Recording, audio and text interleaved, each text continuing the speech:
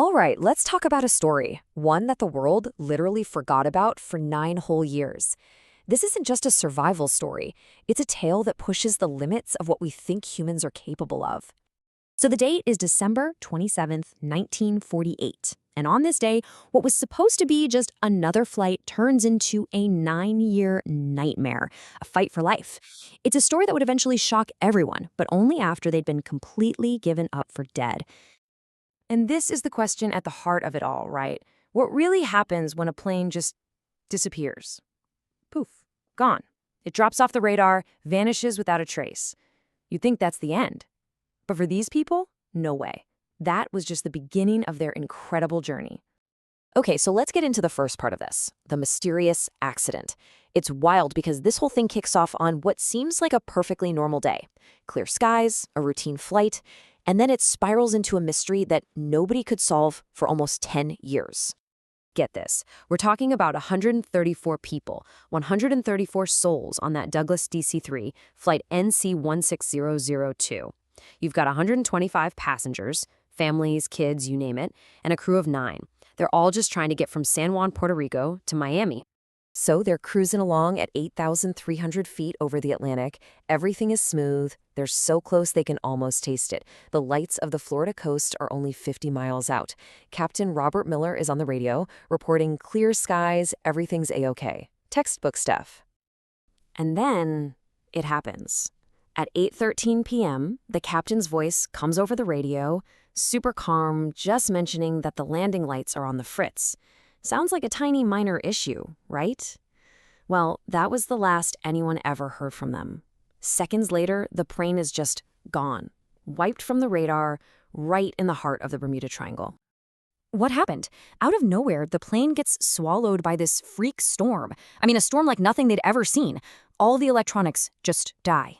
Instantly, they're flying completely blind, getting tossed around in the pitch black, spiraling down, down, down toward the ocean. So now we get to what happened next. Life on an unknown island.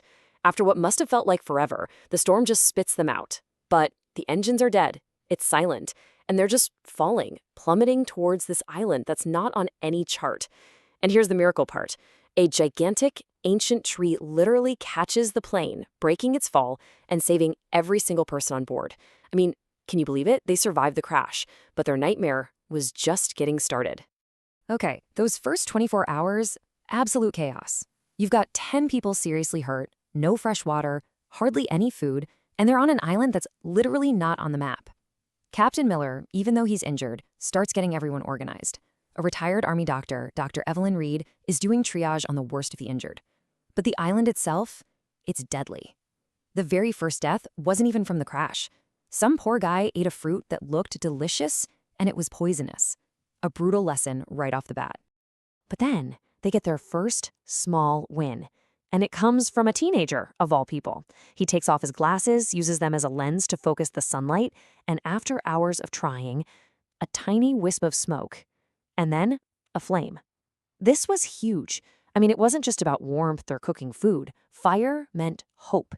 It was a sign that maybe, just maybe, they could actually survive this place. And then an even bigger glimmer of hope. The plane's engineer, Arthur Vaines, he actually gets the radio working. He manages to send out one quick, weak distress call. For that 1 second, they must have thought, we're saved. And then the battery dies. Just like that. The silence that came after that, man, I can't even imagine how crushing that must have been. All right, let's talk about the long haul, the struggle and the society they built. Because for the rest of the world, life went on. But for these survivors, time just stretched. Days turned into weeks, weeks into months, and then, believe it or not, years. The hope of being rescued started to fade, and a new, harsh reality set in. They had to build a new life, a new society, right there on that island. So you've got these two totally separate realities happening at the same time. On the outside, there's this massive search, right? The biggest in history at the time, costing $45 million. But after 6 months, they call it off. All 134 people are declared missing, presumed dead.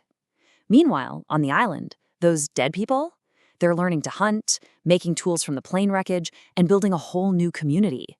Absolutely wild. And those 9 years were a total roller coaster of hope and heartbreak. Just think about this. A year and a half in, the first child is born on the island. A baby.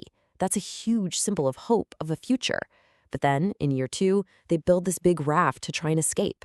And it fails catastrophically. 16 people die. The highs were so high and the lows were just devastating. Eventually, the community started to crack. You had two main camps. On one side, Captain Miller's group, who were like, we never give up, we have to keep trying to get home no matter what. But then another group formed, and they were saying, look, this is our life now. Trying to escape is just getting people killed. We need to accept it. And that split, that argument, really divided them for years. Which brings us to this, hope after 9 years. Because after nearly a decade, things were really bad. They were running out of resources, and hope was pretty much gone. It really looked like this was it, the tragic end of their story. But then, a total disaster, a series of catastrophes, would somehow, miraculously, become their only way out. Let's just put this in perspective. After 7 years, only 82 of the original 134 were still alive. They had lost 52 people. 52! To sickness, to accidents, to just giving up. The ones who were left were tough, they were weary, and they were just hanging on by a thread. And then, in the 8th year, the island itself just unleashes on them. First, a massive cyclone comes through and destroys everything. 8 years of work gone in one night. And while they're still reeling from that, a huge earthquake hits. It must have felt like the universe was just telling them to give up. But here's the twist. That destruction, it actually brought a miracle. The earthquake had shifted the ground and uncovered parts of the plain that had been buried for years. And get this, at that exact same time, a massive solar flare was hitting the planet. The timing was impossible, like a 1 in a billion kind of chance. And then comes the moment that just breaks your brain. Arthur Vanas, the engineer, finds that old radio in the wreckage. Just for the heck of it, he flips a switch, and a light comes on. A light! He starts scrambling, connecting wires, grabs the mic, and sends out a message. A message from a flight that had been dead and gone for 9 years. And that one call, that voice from the grave, well, that's what brings us to the final chapter, the story of returning home. It kicked off a rescue mission that nobody on Earth could believe was actually happening. Imagine being the air traffic controller in Miami who hears that call. You'd think you were going crazy. But they launched a new search, and a U.S. Navy ship saw a plume of smoke coming from an island that wasn't supposed to be there. And when they got there, they found 82 people. People who had been declared dead 9 years ago. They were standing there alive. You can imagine what happened next. It was a worldwide media storm. The whole planet was just glued to the news, watching these unforgettable family reunions. People who had mourned their loved ones for 9 years were suddenly holding them again. The story became this huge bestseller, lost in the echo, and it cemented their place in history as this incredible legend of human endurance. And it all leaves you with this one massive question. How much darkness can a single ray of hope pierce? When everything seems lost, what is it that keeps us going? Is it just hope?